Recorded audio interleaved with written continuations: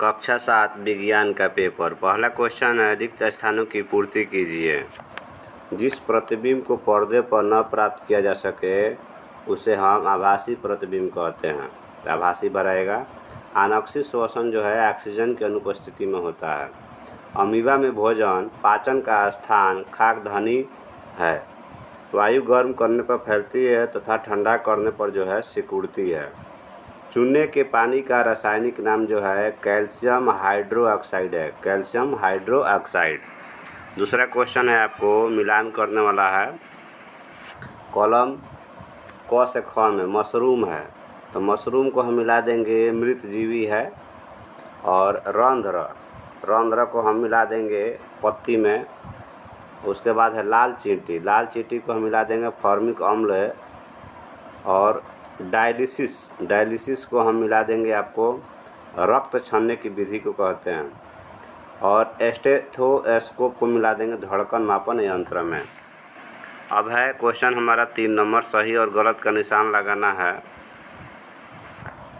चापाकल या कुएं के पास जल जमाव से पेयजल दूषित होता है, तो ये आपका सही है, दूषित होता है। प्रोटीन का पाचन मुख से आराम हो जाता है, सही है। पौधे के जड़ कार्बन डाइऑक्साइड ग्रहण करने में मदद करते हैं, ये आपका गलती है। 2 या 2 से अधिक सेलों के संयोजन को बैटरी कहते हैं, सही है। सरल लोलक की गति आवृत्ति होती है, सही है। चलिए अब क्वेश्चन देखते हैं। 4 नंबर है, समतल दर्पण द्वारा बने प्रतिबिंब की विशेषता को लिखना है। ठीक है। स्वपरागण तथा पर परागण में अंतर लिखना है।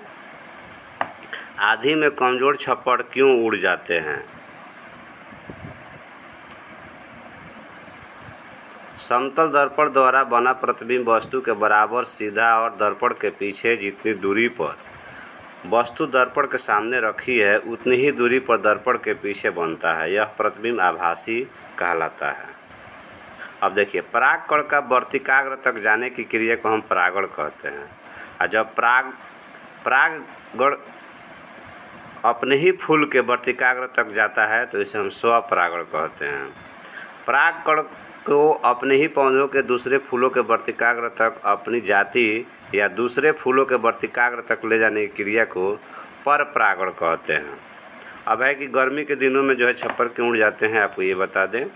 देखिए, गर्मी के दिनों में हवा गर्म तेज़ी से होकर ऊपर की ओर उठती है और उसी जगह को भरने के लिए तेज़ी से हवा चलती है, जिसे आंधी कहते हैं। यह क्रिया बार बार होती है जिसे चक्रवात कह सकते हैं, चक्रवात बन जाता है।